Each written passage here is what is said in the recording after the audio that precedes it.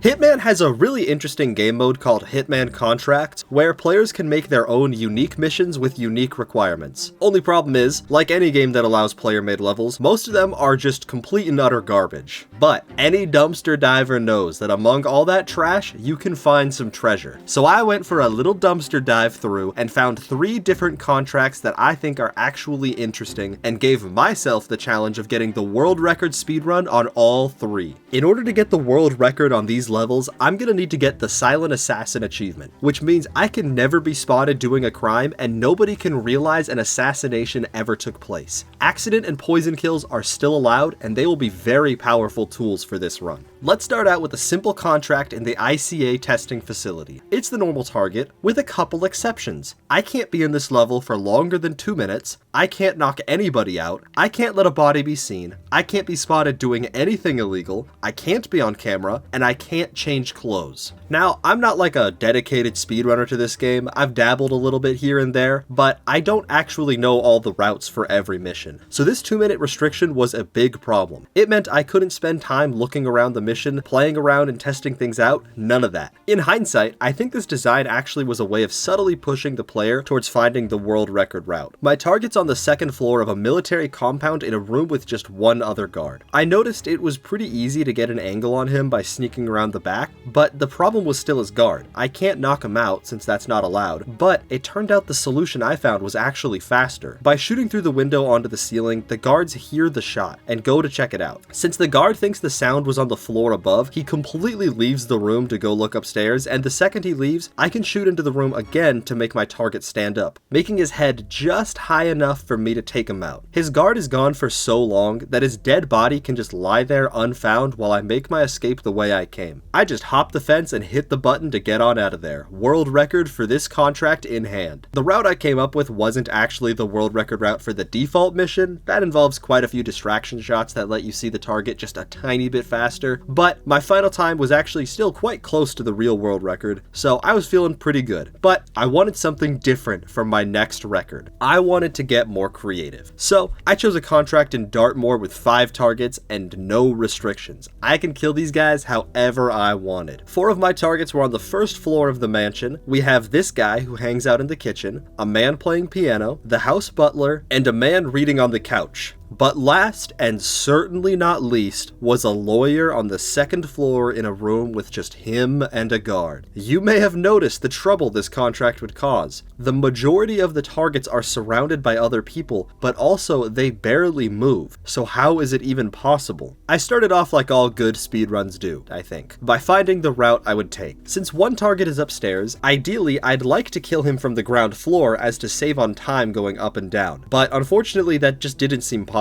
From outside, there was no way I could shoot in or get him to move, and when I tried blowing him up through the floor, the ceiling was too high, so I couldn't land the explosion in the right place. I also scouted out my other targets. The last person you kill in any speedrun is extremely important. I need them to be right next to an exit, that way I don't have to spend an extra 30-40 seconds just to make my escape. Eventually, I concluded the lawyer had to be my first target. He was just separated from everyone else and couldn't be sniped from a lower floor. This meant I would spawn as the detective, and I found a route I thought was pretty good. This starting location allowed me to spawn right next to the lawyer, so I went to work on figuring out how to kill him. But the problem was his guard. He turns around sometimes, but only after I wait around for a good 10 seconds, and I had no time for that. So instead, I popped the door open and tossed an emetic grenade, which causes the lawyer to get sick and look for the nearest bath completely by himself. Then I sprinted down the hall where I smuggled in a silent explosive, which also happens to be right next to the bathroom the lawyer's heading towards. I leave the bomb on the toilet and move on to my next target. With that bomb on the toilet, this lawyer is as good as dead. That seemed like the first target solved, but the rest would still be an issue. I really wanted to be able to jab the butler with poison,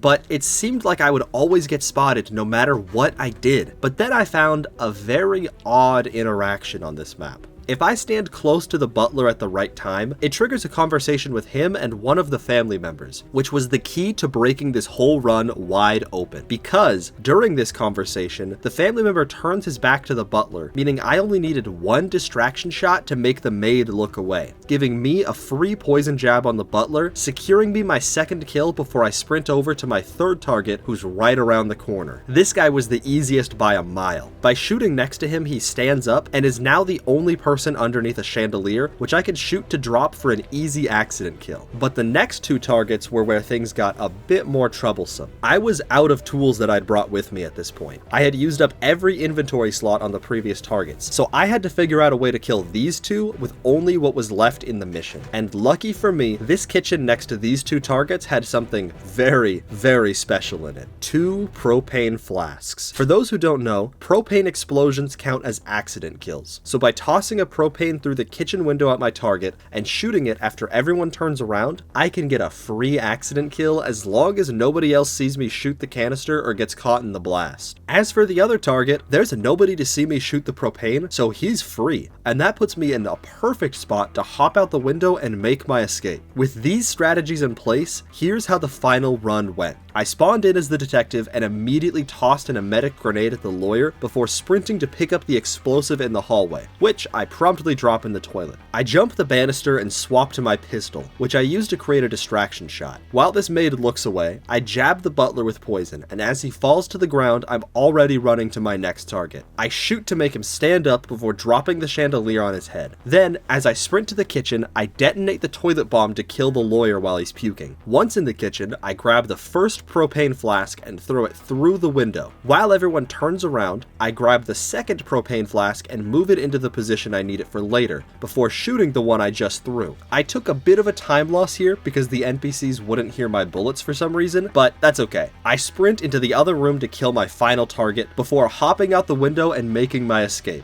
I finished with under a 2-minute time for a 5-target mission, which I was pretty proud of. At that pace, I was killing one target about every 25 seconds. Generally speaking, that's pretty good from what I understand of speedrunning. But now for my last contract, I wanted something truly challenging. And in Hitman speedrunning, the greatest challenges often come in the form of constraint. So for my final contract, I chose this one in Hokkaido. But before we get to that, I'd like to tell you about today's sponsor, Surfshark VPN. Surfshark VPN allows you to change your virtual location to anywhere else in the world. And this is super useful for a ton of reasons. Say you want to watch a show, but it's blocked in your country. Use Surfshark VPN to change your computer's virtual location to somewhere else in the world. Boom! Now you have access to tons of new shows on the streaming services you're already paying for. It also keeps your online activity safe from your internet service provider, allowing you to be able to browse in peace knowing that nobody is going to be able to sell your data to companies for targeted advertisements. One Surfshark membership is enough to keep your entire household safe. And if you want to up your security game, they also have Surfshark Antivirus for that extra cybersecurity. The download process is super easy, and if you have any troubles at all, Surfshark offers 24/7 customer support and a 30-day money-back guarantee. So go to surfshark.com/onionbutter or click the link in the description below to get 4 extra months of Surfshark.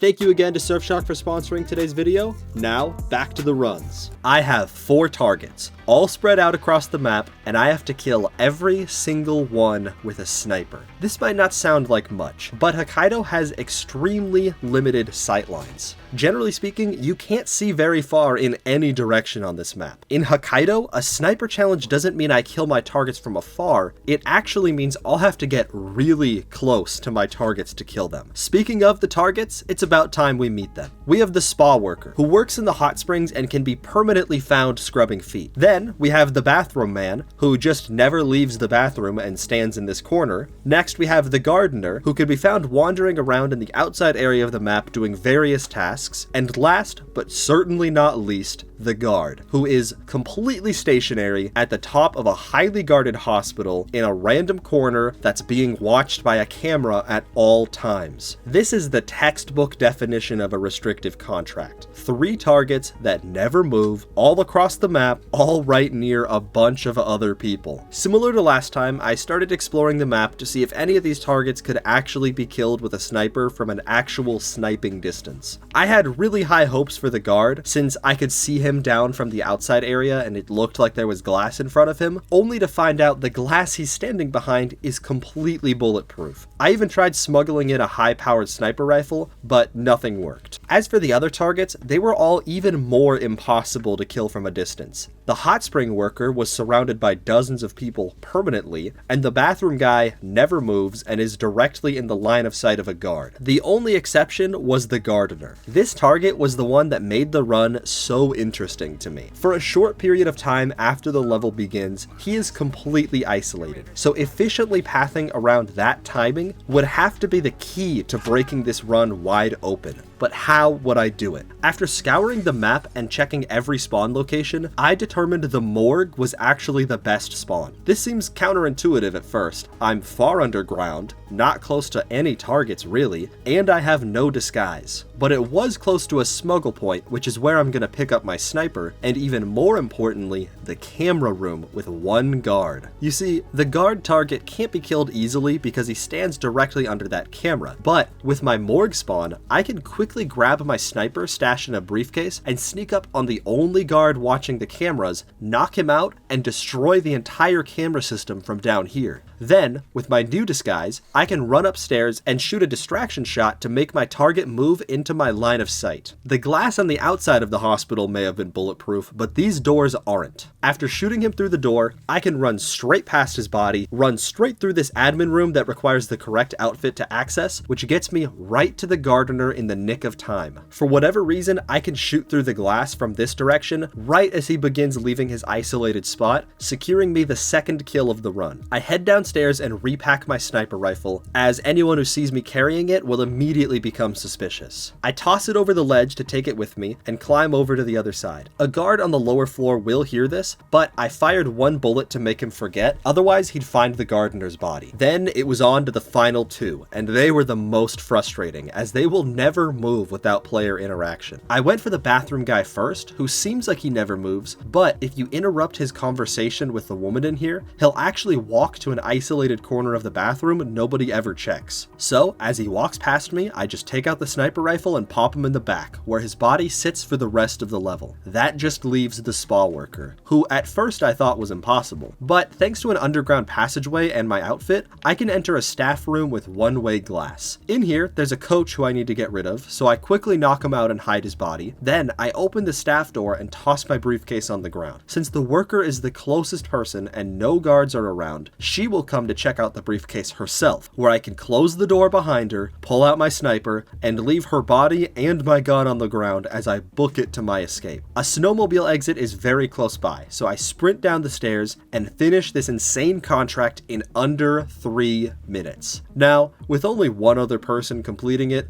this wasn't the most competitive record of all time per se, but I still got less than half his time. Come on, give me something here. Anyways, thank you so much for watching. Subscribe for more stuff like this in the future.